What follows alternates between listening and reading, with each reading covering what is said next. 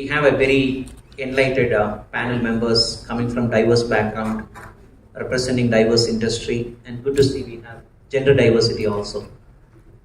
But not enough, I know, but still we'll manage with this. We are progressing.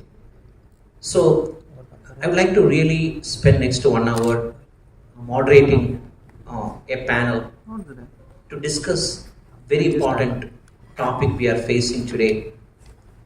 In the recession, it's almost there or it's already there, but in a different form and avatar what we have seen in previous years or previous decades, isn't it? So when you call a recession, when the economy is not growing or some of the economy grows in the negative GDP and inflation is very high, that's a symptom of a recession, isn't it? So we are almost there or we are already there in some countries.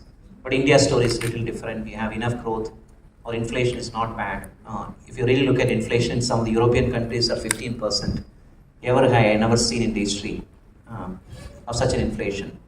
So in this challenge for growth, either at a GDP level, at a country level, or at a state level, or at a regional level, or at an organization level, growth is everybody's driving, and that's a concern for everybody. So I'm very happy to facilitate a panel on how do we really manage growth at an employee level, at an individual employee level, and as an organization level. And I also got some names, which question they take it. But if you are permitting, can I disrupt it a little bit? And it's okay? You stand for disruption, right? Yeah. So what we do is we'll have two teams talking on two perspectives. One is the organizational perspective, my right side. How do organizations manage growth? But you are welcome to talk about other dimension also. The left side is employee growth. So I strongly believe unless you grow employees, you cannot grow organization. Unless organization grow, employee cannot grow. It's a dichotomy, isn't it? It's not bipolar, but it's dichotomy. How do you manage? So left side will be on employee related growth, but right side always can contribute. So that's the kind of thing we divide. We have three good panelists talking about organizational growth and role of people supply chain management from their experience, and left side individual growth, the role of people supply chain management, and vice versa also. Now before I just kick off little more details, I would like to ask the panel members to introduce. Maybe we'll start with the ladies. You first, ma'am. Ladies first. Thank you very much. So hi, I'm Mayuri Shanai. I'm Vice President for Workforce Management and a proud member of Teleperformance family.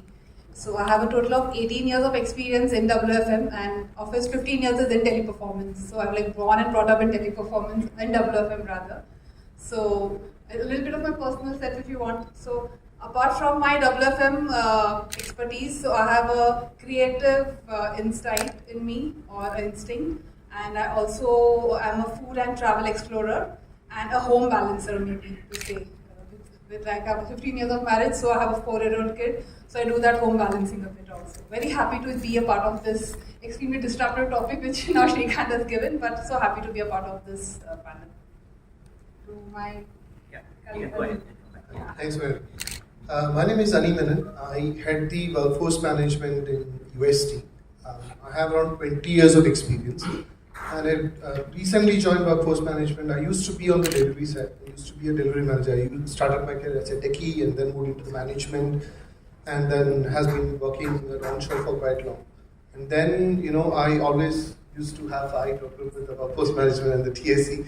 That's when I thought, why don't I shift the table, the other side of the table, right, and see from this side. And I felt that it was a really good change. So from past 2 years, we've been working to change the way WFM is working, introduce the new ways of working, how we can make sure that the growth, the exponential growth, as Shrikant was saying, to try to get into that. Personal side, I'm operating currently based out of Trivandrum.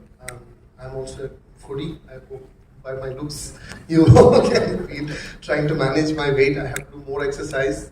COVID has actually put a strain on all of us, but trying to get back to shape and get going. Thank you. Hello everyone, my name is Siraj. I'm I'm the Associate Vice President at Omega Healthcare Management Services. Omega Healthcare is one of the largest healthcare BPO. We are a medical billing company, and we are based out of largely in the southern part of India, and we have our presence in Philippines as well. I joined Omega 10 years back, a total of about 20 years of experience in workforce management. Like, workforce management is my passion. I started as an analyst. Today I've moved up the ladder to become the Associate Vice President for Workforce Management at Omega. And in terms of my personal, my likes, I'm a fitness freak. I like to do gymming. I like doing that, and I make sure that every day I spend about at least minimum of 1 hour in the gym, no matter what. Even if I'm on the calls, I make sure that I'm on the gym on the treadmill, taking calls. So that's my lifestyle. So this is it about me. Thank you, and happy to be a part of this panel discussion. I'm sure our insights will definitely, help everybody and me as well in terms of the learning. Hi, good morning all. My name is Mahendra in Delhi. I represent Indium Software.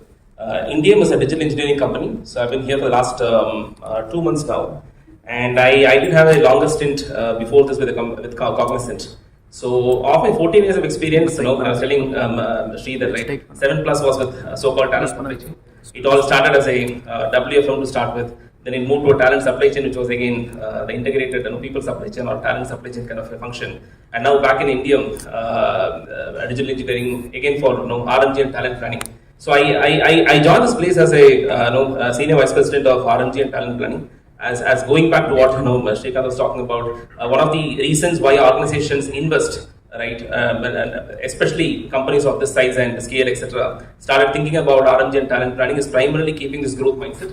And at some point of S-curve, right, you start thinking about, hey, for us to even sustain the current level of growth, right? Because if you take some of these groups which are maybe growing at 80% or so in the last one and a half years, right? Maybe headcount is growing at 100%, but that's exactly the time when the shift happens, right? You have to literally start thinking about what next from a growth standpoint. And so back to the boardroom discussions on what would really enable that. And which is primarily the talent supply chain related things on how can you maximize internal supply, things like that goes behind, right?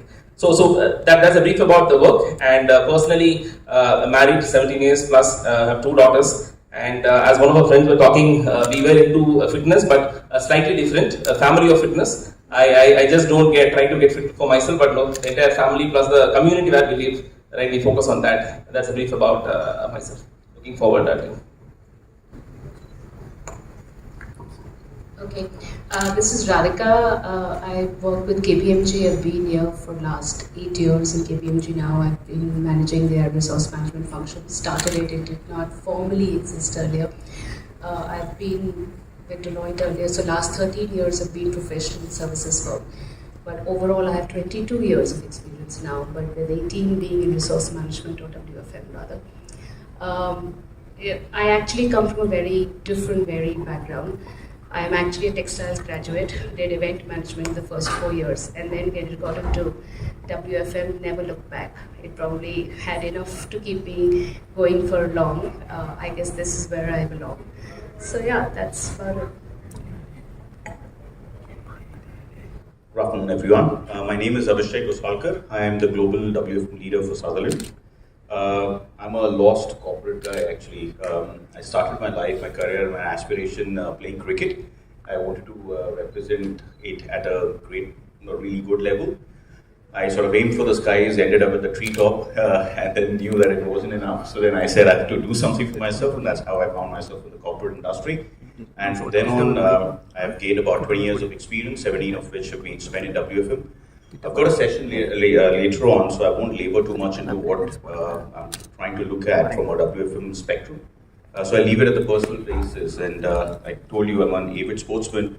Can't play cricket professionally any longer, so I do run marathons and dabble a bit into fitness with CrossFit. And try to keep fit with my 9-year-old son as well. So he's also into sports. So that's what we try to do over the weekends and over the week. But delighted to be a part of this event. Thank you, Partho, Dr. Shiva, and GWFM. And absolutely delighted to be a part of the panel headed by Sri. It was supposed to be a good, simple topic, and he's made it very disrupting. So let's see. Let's find out how disrupting it gets. Thank you. Absolutely. So the non-linear top line growth, Abhishek alluded to bottom line growth or EBITDA or margin, growing in the capabilities, including innovation, knowledge, systems, process. Then he also mentioned, very interesting, growing in the sector which you want to make a difference, or a geography which you want to make a difference, isn't it? Or products and portfolio which have high gross margin. How can it grow? But when I was in Britannia, we had legacy products which have gross margin is 20%, and there are products gross margin is 70%. So can you grow margin high products and portfolios and geography? That's what Abhishek, you mentioned. That's very important. I really like it. Now, anything else missing, Mahendra, from what Radhika and Abhishek mentioned, dimensions of growth? Thank you, Shri. See, I think very interestingly, right, all the tenets of growth in whichever form, whether it is revenue to skill to whatnot, has been covered. Right? But I think the one important point is if you look at two types of growth, right? We talk about top line, which is the revenue, and then there's a bottom line, which is margin rate, or typically the profit.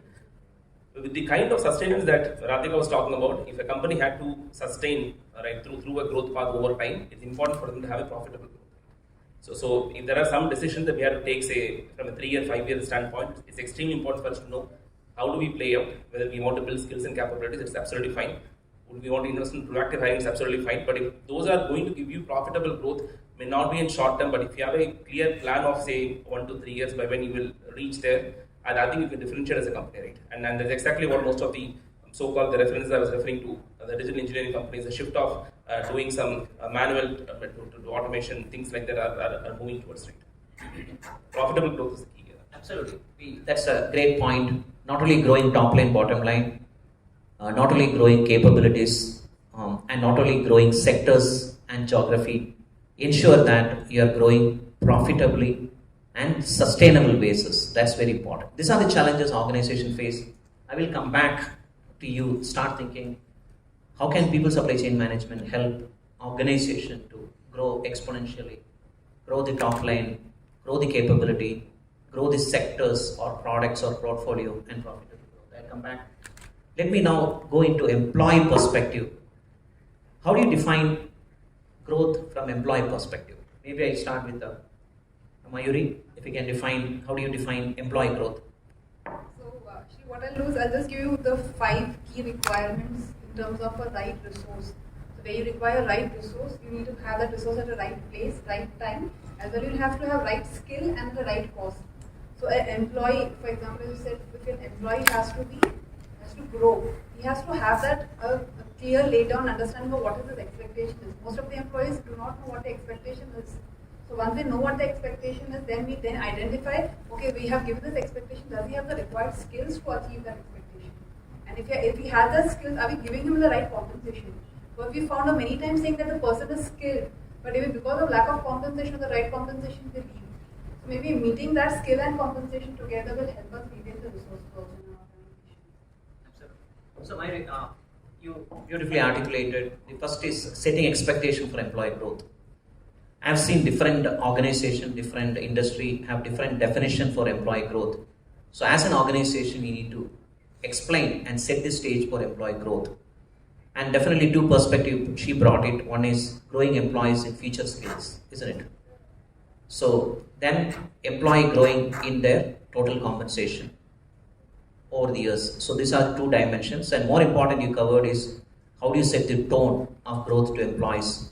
So that will be important for us to attract and retain employees. Unless you set the tone, and we call it as able to make commitments and meet commitments in employee growth. Thank you. So next question, anything else missing from Mayuri mentioned from employee perspective growth? These are my perspectives. So what I think is that most of the companies, right, they are in an urge to meet the top line and of course the bottom line as well. So sometimes they really miss to understand what exactly the employees' needs are on the ground, right?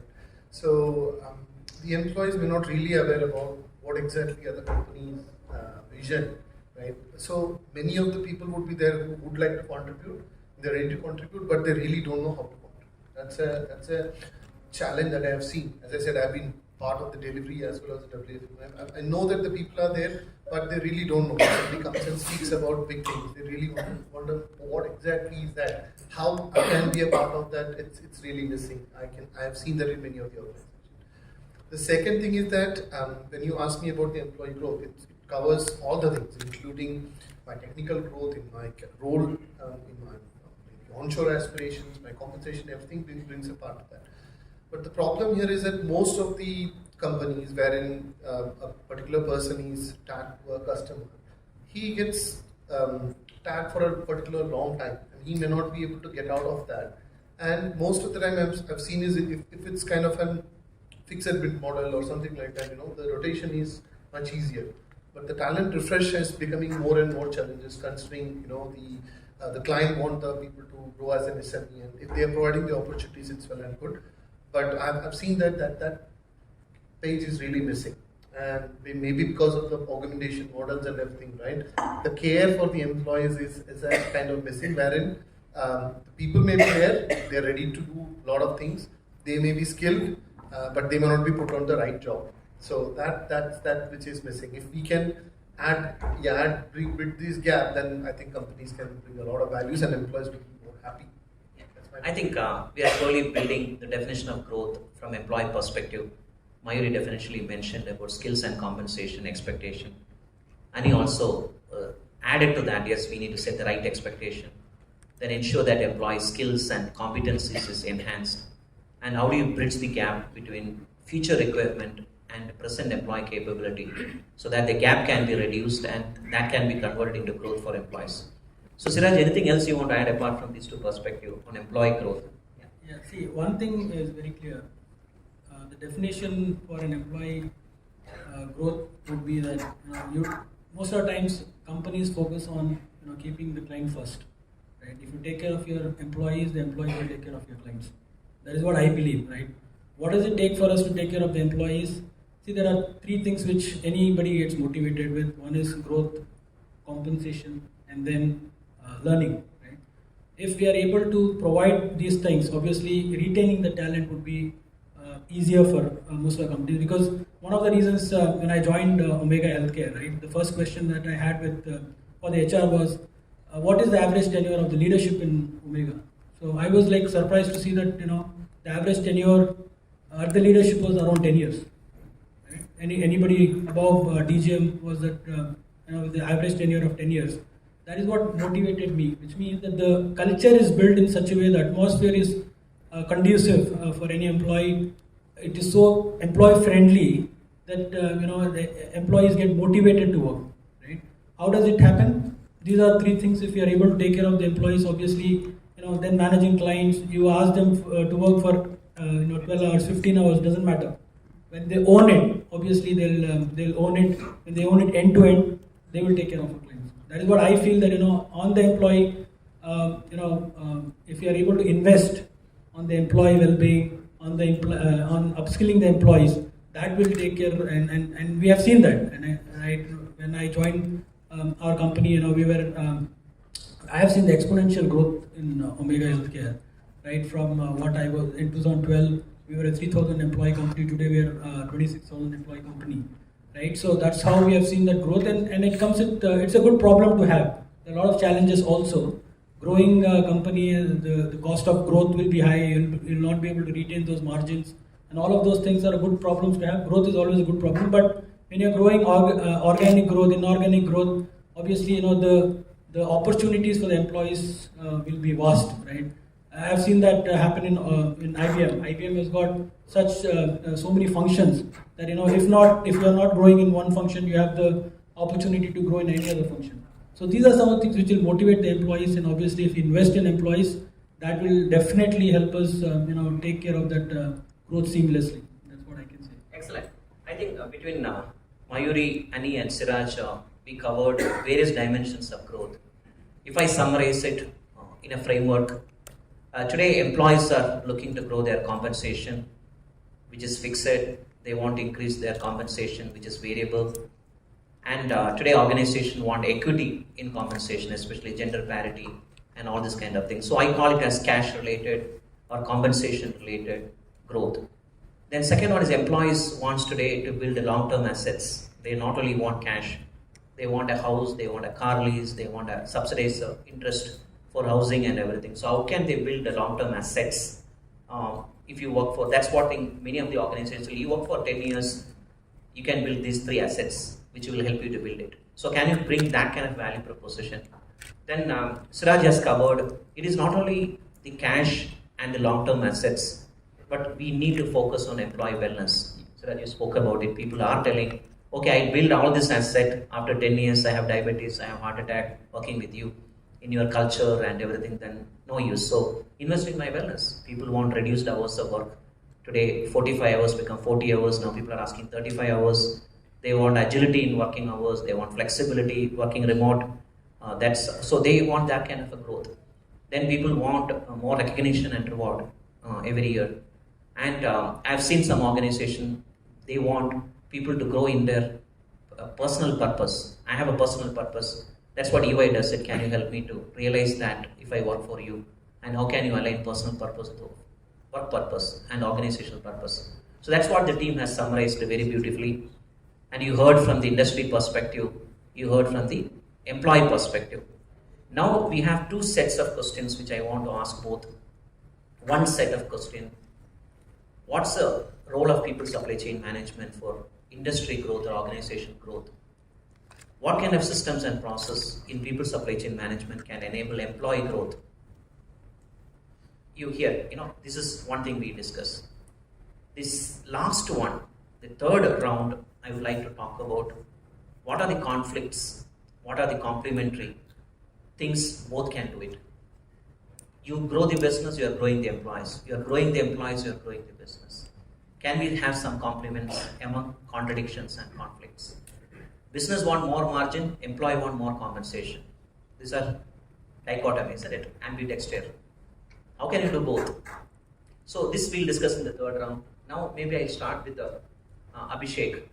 Abhishek, you talked about capabilities very nicely. And you also spoke about sectors and products and portfolio. That maybe I'll ask my friend Radhika to answer that, how you really help through people supply chain management, focus on certain growth, high gross margin. Maybe Abhishek, if you can answer, what kind of capabilities and tools and systems in people supply chain management will enable growth of an enterprise? Yeah. Thank you. So 3 or 4 things. Now, for tools, I wouldn't necessarily say it has to be a product-based option. I would say, if in my people supply chain, right, how do I want to grow if I'm a company, and how would I want to enable my people to grow with me, and how would I want to understand that every single time I have the regular supply coming in if I were to have demand from my side. What I would say to that is, let me as a company explore, what am I doing? So year on year, when we set up our objectives as a company, do I understand what I want to do? So when I say I want to get into a geography, I want to increase another capability, it doesn't happen all of a sudden, right? There's a thought process that has gone into that. In that, what are the kind of skill levels that I today have to be able to support that, right? Within my organization, do I have that tacit domain knowledge to be able to supply all my needs from a resource perspective, right? If I don't have that, what do I need to do? Do I need to go external? To what extent do I need to go external, right? What's that going to cost me? Is that going to even, is it going to make a very positive dent into my cost-based analysis, right? If it doesn't, then that means I need to really flex my internal muscle, which means I need to really develop my people and upgrade their skills, right? So today, if I'm looking at my entire tacit knowledge within my organization, right? What are the skill clusters? Have I created skill clusters? Can I go from cluster 1 to cluster 2? Now, if this new geography or this new product that we're launching or this new revenue stream that we're bringing in needs skill levels of cluster 4, 5, and 6, which are not there, can I equip my skill 3 guys into skill 4? Can I get my skill 4 guys into skill 5, right? Or is skill 6 something that I need to source from the market? What is it going to cost me? Versus what can I do to improve that skills within my people? Create that fungibility of resources and also stickiness, so that my people will be looking at that as a growth option, right? Because I will be incentivizing them to go to the skill 4 and skill 5 bring up that fungibility, save up my costs, and at the same time have really strong people, excited people taking up that new work. So that's how I sort of. Excellent. I think all of us fully endorse one of the biggest challenge today for growth is skills. Does the organization have the right skills to grow high margin products, portfolios, and sectors? And you mentioned, when it comes to things, organizations are challenged with a few questions. Should I build it? If I build it, what will be the cost of building? Will these people stay when I want them? Second question they're asking, should I buy it from outside to recruitment, or should I borrow like temp staffing from Adico or Allegis, or should I bounce, that means rotate people? So these are the questions we call 4 or 5 B's, like bounce, build, borrow, buy. These are decisions we need to take. I fully agree with you, Abhishek. The fundamental growth challenge is related to skill development, and how do you invest in that, what kind of tools we should have, how should we skill taxonomy, skill ontology, reskilling, upskilling, cross-skilling, how do you really manage? I'll come back to you on little more on that. Now, while Radhika will help us to really talk about how do you grow in a focused way in sectors or geography and products and portfolio, I will ask Mahendra to start thinking about another big question, is EBITDA growth. How do you grow your EBITDA? And EBITDA growth is directly proportionate to your fully loaded cost of IDC and DC. So start thinking how organization can really grow EBITDA by cutting cost of delivery. What are the innovation happening? Say Cognizant, you come from Cognizant. I think at that time Cognizant EBITDA was 19%, little better than IBM and Accenture, but not as good as Wipro and TCS and Infosys. You came in between. So I would like to share your thoughts on that. We'll come back. So Radhika, if you can tell, how do you really focus on sectors and products and portfolio? How do you have a differentiated approach? Yeah, so in an environment like ours, especially from where I come, it's so unpredictable and it's so different, like it's constantly evolving. So there cannot be a possibility of just continuing with business as usual. You have to evolve, you have to adapt. And the biggest change I think that we're seeing now is a mindset shift. With mindset shift, what I mean is that earlier, for example, talent inside and externally, we used to typically look at, attract, engage, hire. I think we're bringing in a mindset shift of engage, attract, hire, where you are focusing on talent before you attract them or before you hire them. You're engaging with them through things like hackathons, things like code jams, things like getting into campus and having conversations and giving them real life problems for them to solve instead of doing theoretical conversations, giving them more agile EVP, which is an employee value proposition, which is more realistic and not really glamorous and this idealistic and this is how it should be.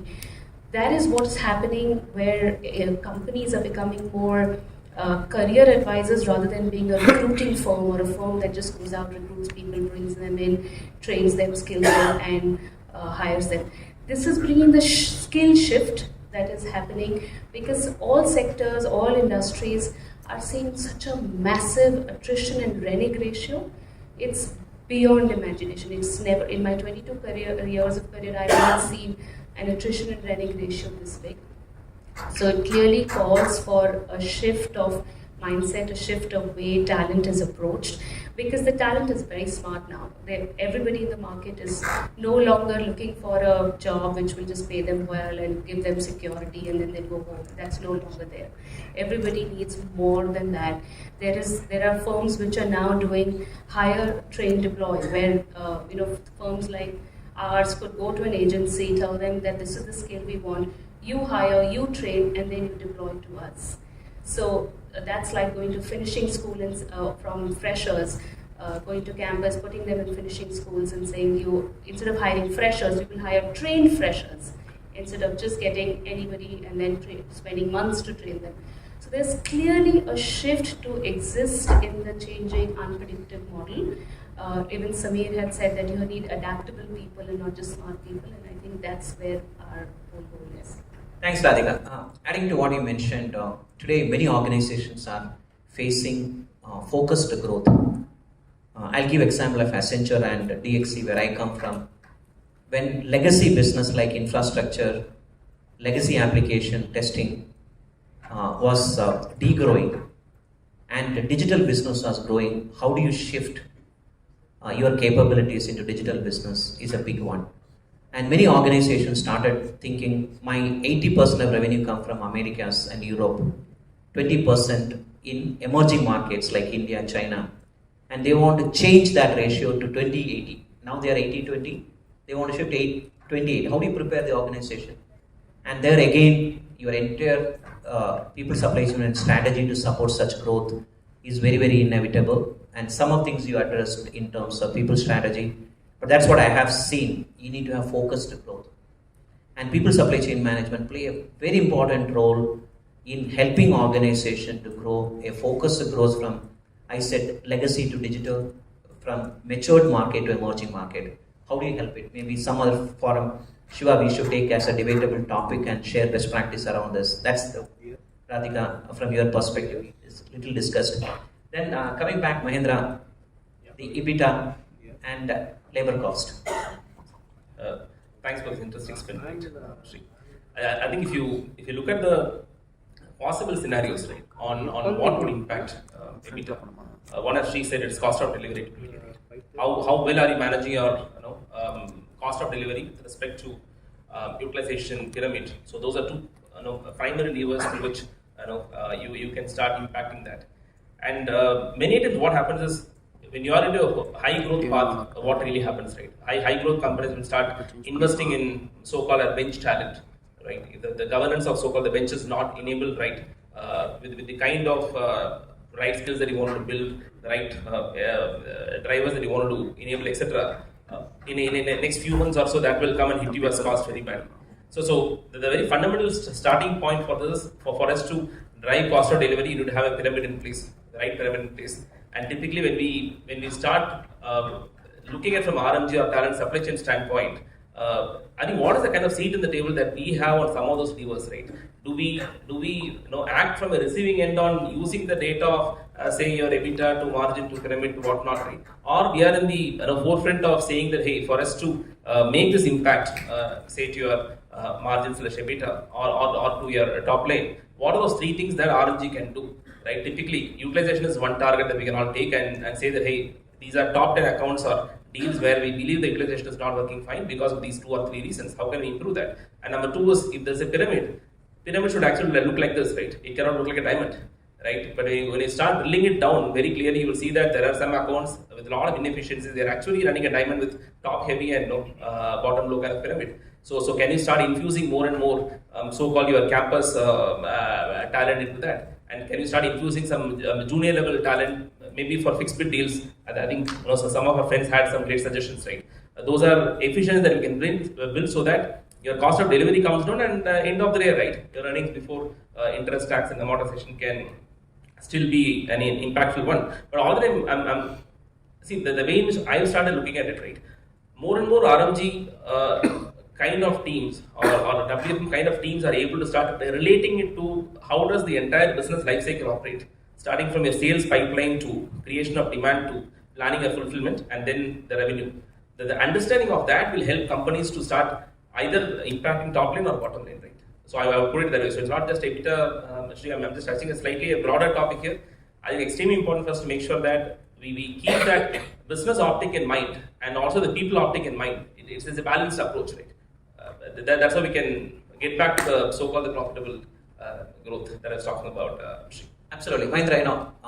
Like you beautifully explained, the cost of delivery. Double click. There are many dimensions behind it. Is influenced by 2 things. One is direct cost, that's a labor, and indirect cost, IDC. In a service industry or a professional services firm and even BPO, also, if you look at organization vary from 17% to 30% IDC, indirect cost. I worked in organization when I took over charge, it was 30%. My aspiration was bring down to 17%, which include real estate cost, cost of travel, non-billable travel, cost of IT infrastructure, cost of overhead support functions like talent, finance, and all this comes in IDC. So there's a range of 17 to 30. I've seen in 35 it's very dangerous IDC. So that's what people supply chain management along with the facilities and finance and support function need to really fix it. And there's a science behind it, excellent benchmarking data, including workforce tables given. If you have 100 employees, you get only 30 tables. How do you hotel it? And how do you make it rotation on flexible working hours and everything? Then come to DC, direct cost of labor. Every organization today challenged to reduce cost of direct labor. And Mahindra already mentioned one is pyramid. The second one is utilization. Utilization and bench comes part of the utilization. I don't want to call it as a different thing. Third one is low cost centers. In India itself, it's a low cost center. And within India, we have Trivandrum, we have USD, UI have, KPMG have in Cochin. So the tier 2 cities, I've seen 15% cost lower than Bangalore for my Kerala. I don't know KPMG, how do you see it? Fully loaded is 25 because of real estate cost also. Then how do you create a location strategy? Now we are getting into Coimbatore, Mysore, Indore, tier 2 and tier 3 cities also coming. There is an organization who really proven in tier 3 cities you can hire. Then the last one, not the least one, is in terms of contract workers, gig workers. I told you $3 per hour you can get from Bangladesh. And can you create similar structure in Anandpur or in Calicut or in Rajasthan, some remote village? Can you do that, gig workers? So that's a huge opportunity in the direct labor cost. Then one more thing, Mahindra, I just want to double click, not only the shape of the pyramid. You may have a really pyramid at the bottom 40%, but double click it, you'll find the construct of the pyramid is disaster. You need to look at average salary, average tenure, and average years of experience, and what kind of work they do it in lower of the pyramid. Administrative, routine, automated. What is done in the middle of the pyramid, 5 years back, can I do it in the bottom of the pyramid? You got it. People grow, work come down, and eliminate. It's reverse engineering. So these are the techniques, I call it as labor economics maybe. Again, Shiva, I'll ask you to do a research on best practice on DC and share it with us. And do a small think tank on what are the levers they use it, what are the knowledge around this, and what are the benchmarking. I was telling Shiva, you are sitting with the 7,000 members. Do a survey on direct cost of labor, indirect cost of labor, by industry, by sectors, and publish with us. You don't disclose the name. Like Mercer, do it. So these are the surveys I have been, whenever Shiva comes to me, and I encourage him to do this kind of things, bring it back to us. Maybe we'll come back, maybe Shiva, I'll take that with you. We'll come back on that. So these are the DC. Thank you. Now we'll flip it. On the DC and the growth trajectory, the biggest recipient is employees. Their will, their skill, their perspective, their mindset is so important for transformation. So the first one, as Abhishek mentioned, maybe I'll start with Siraj. The reskilling, cross-skilling, upskilling is one of the, what do you call it as tragedy, or one of the things in need of the hour, and nobody have cracked it yet. Some people claim crack it. There, one of the biggest component is employee perspectives on that.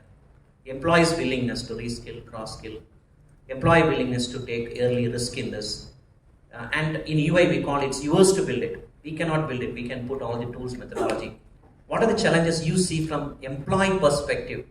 Their willingness, their attitude in skilling, and their ability to take risk. If you can elaborate that and help Abhishek to solve that puzzle, that will be good. Yeah. Sure, Shri. See, I can take the example of my company today. So, we have got like verticals like coding, medical coding. In medical coding, we have got there are about 60 odd specialties that we support, right? In that, we have got various levels of skill levels, right? L1, L2, L3. We kind of segment that, stating that okay, this is L1, L2, L3, and in that inpatient service, IP, which we call it as IP coding, that is one of the most complex, right? And we get IP coders as high as for a salary of 60K at an entry level, right? Lateral, if we get it at an entry level, we get it as high as 60K plus also. And these guys are supposedly one of the niche skills in the market, and hardly there might be around 300 or 400 IP coders in the entire country, I must say. So that's how niche it is. Now, if I go and ask an IP coder to get trained on ED, right, emergency department, which is the ED coding, he may not be, because he is actually downskilling himself. If I ask an ED coder to go and get trained on radiology, he may not do it because radiology is very common.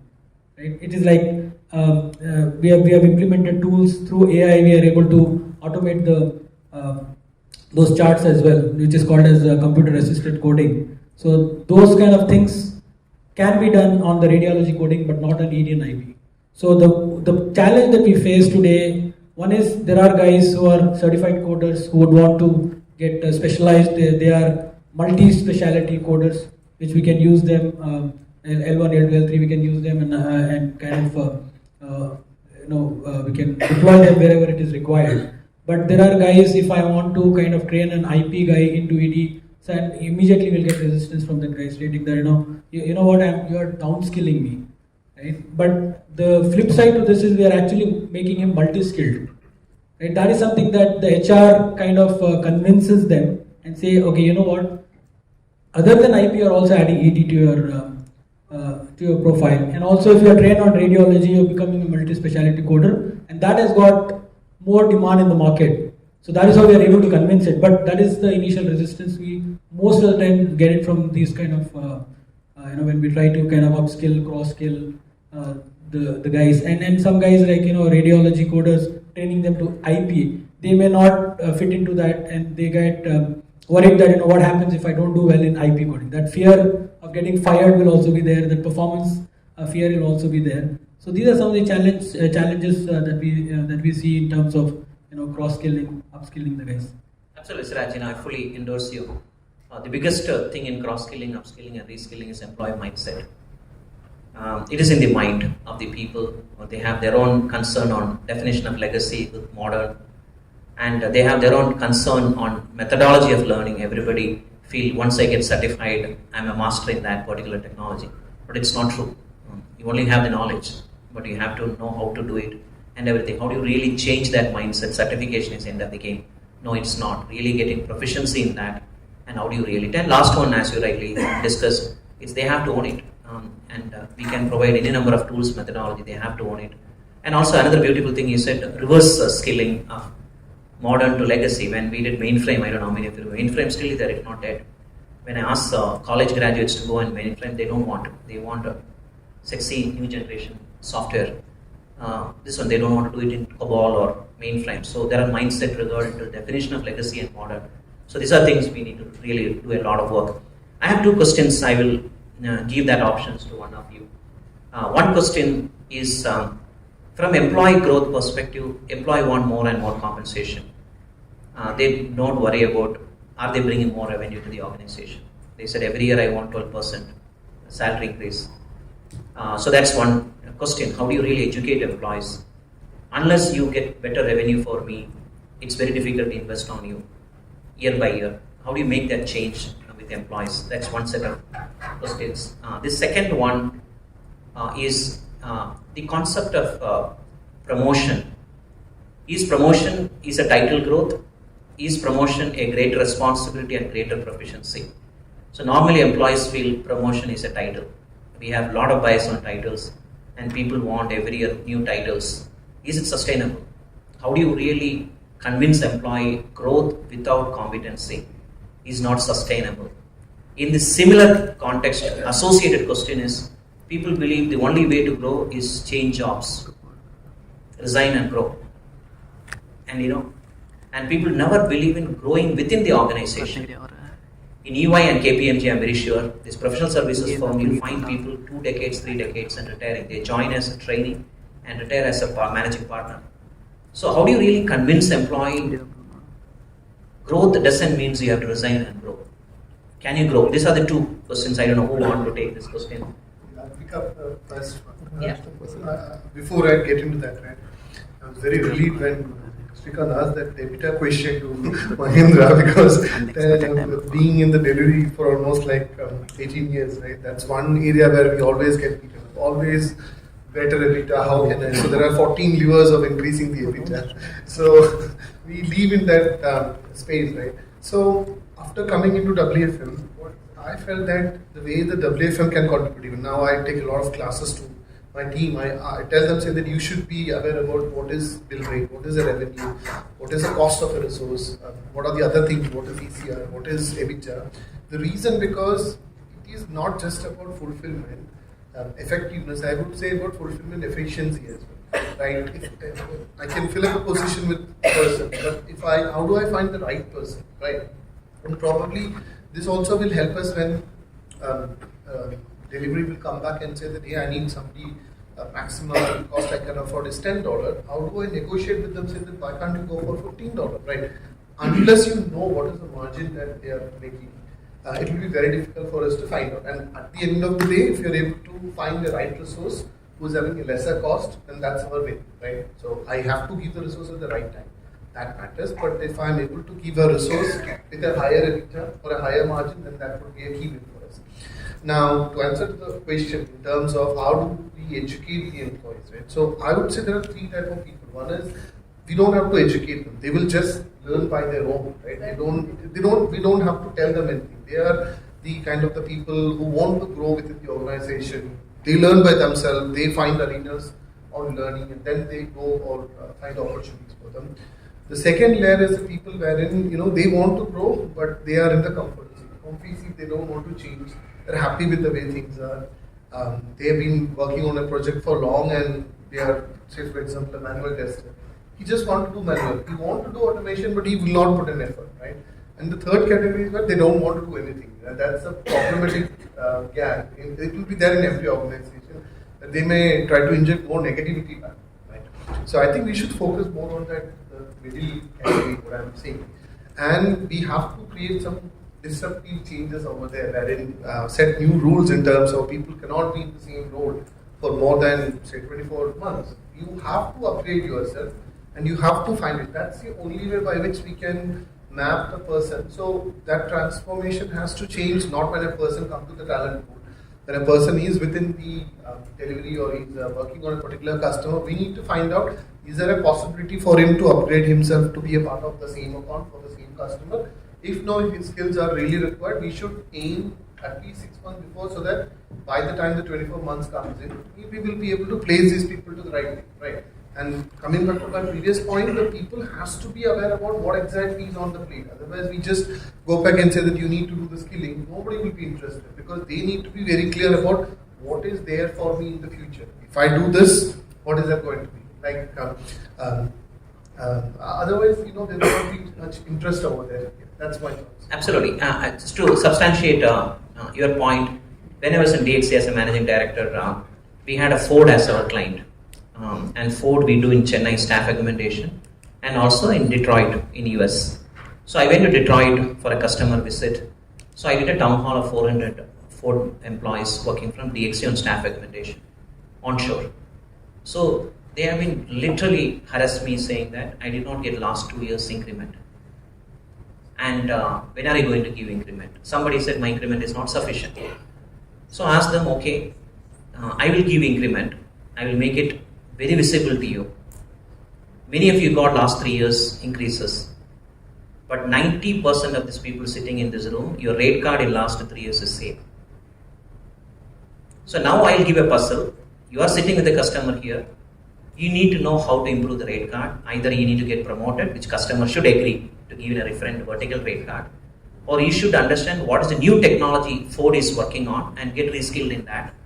Then I can put in, Foundry was one of the tech, at that time it was a cloud technology, and I said that is what Ford is asking me. How many of you are certified in Foundry? How many of you can charge and I can sell it?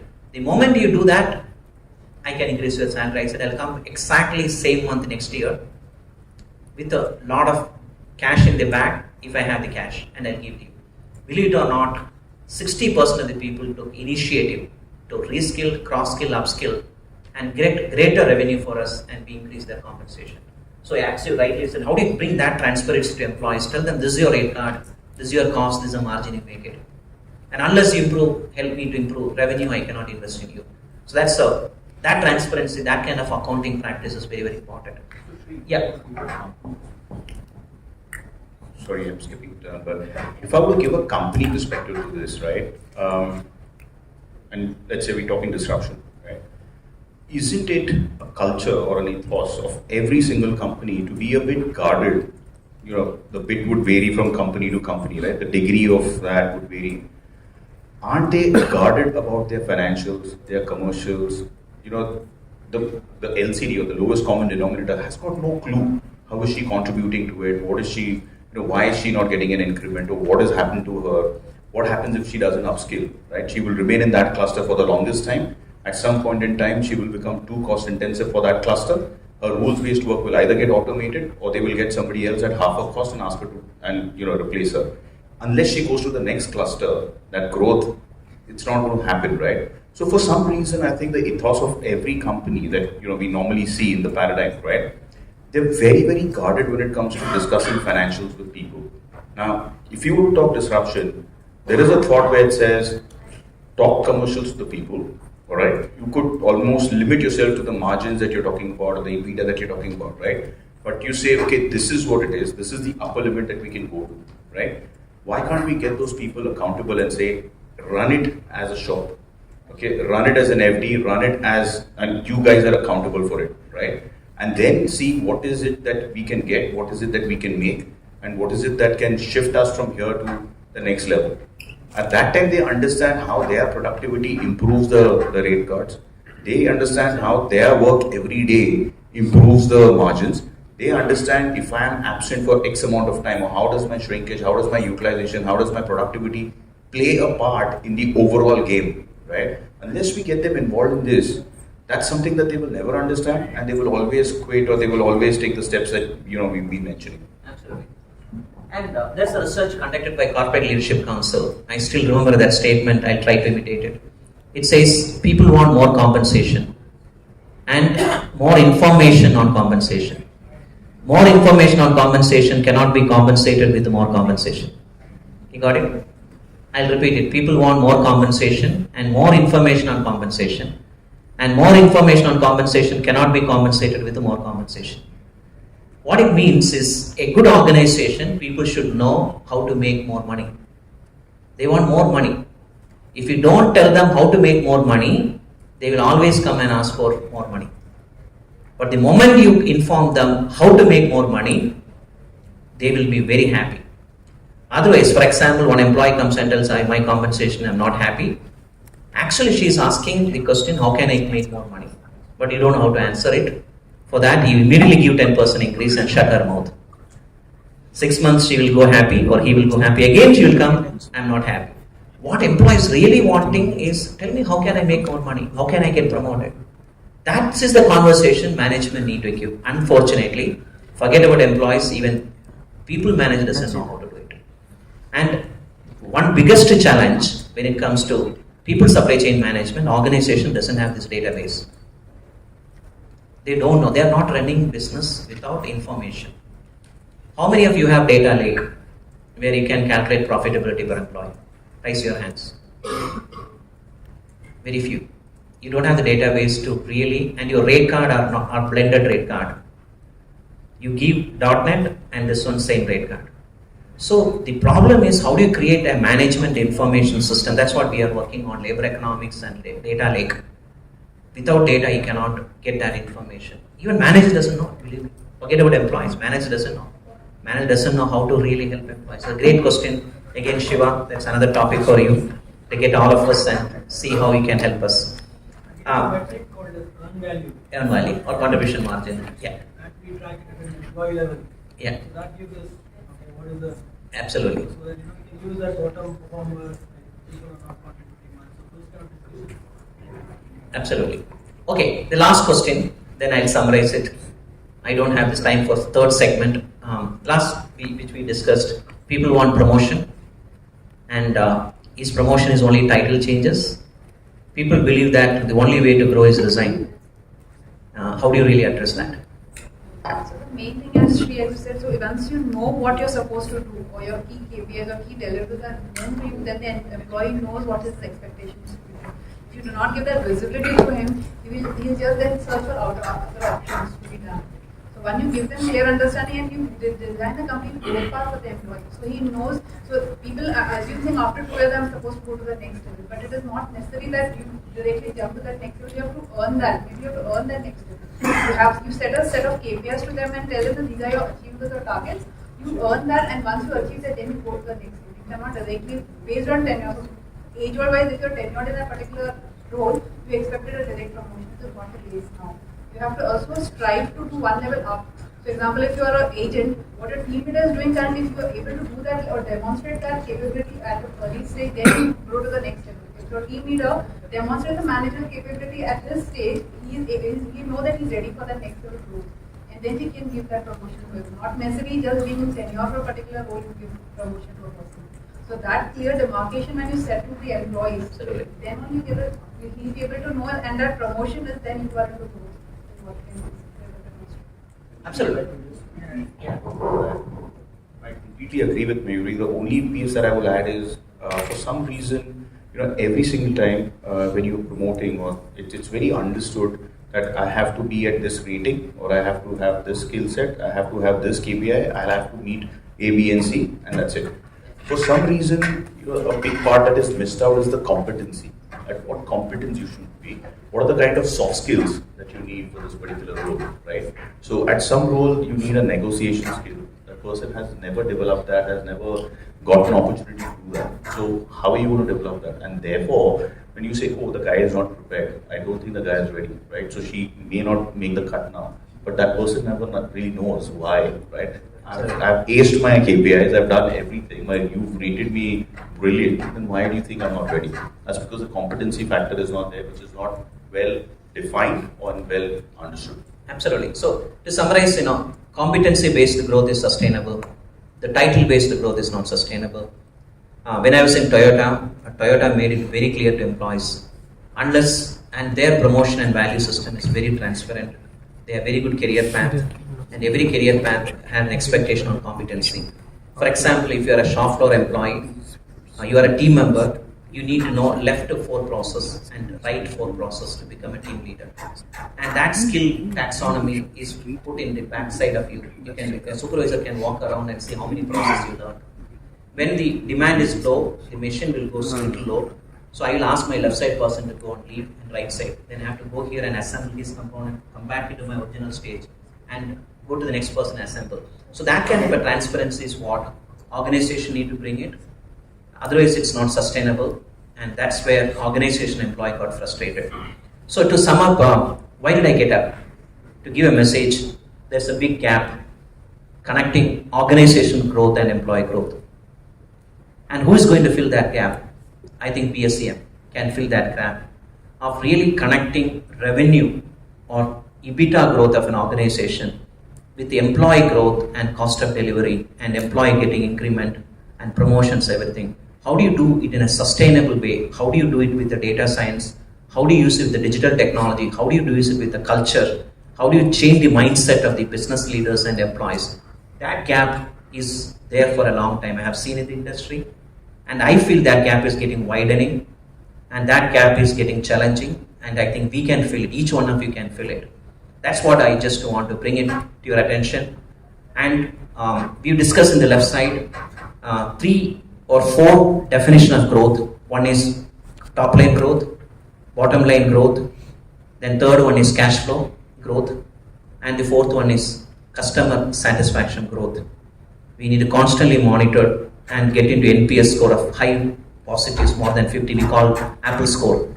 And the left side, the growth definition is employee satisfaction score. The growth definition, which I normally use it, a concept called 2 dimensions, which is newly recommended for people supply chain management. One is called growth index, employee growth index. It is defined in the way number of employees got promoted, increase in revenue. Another factor is number of people got cross-skilled and rotated. And another thing is how many people skilled in the next generation, divided by total headcount minus 100, minus attrition into 100, you'll get an index. That clearly shows if you don't do it the first 3-4 things, your attrition goes up.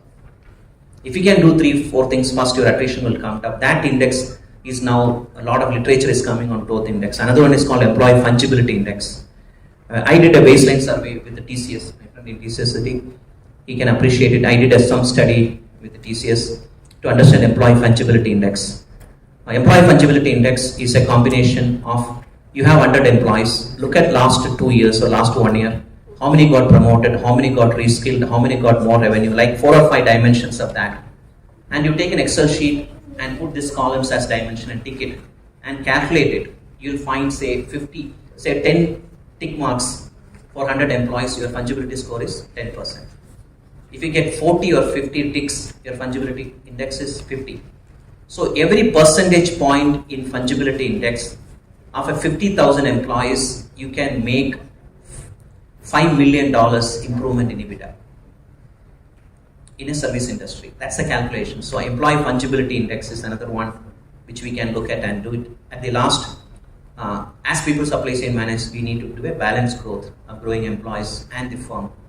And that's one of the challenges we are facing, and we'll continue to debate on this topic and share best practices. With that, I know I disrupted you. I think you have done a wonderful job. Absolutely wonderful. Let's give a big hand to them.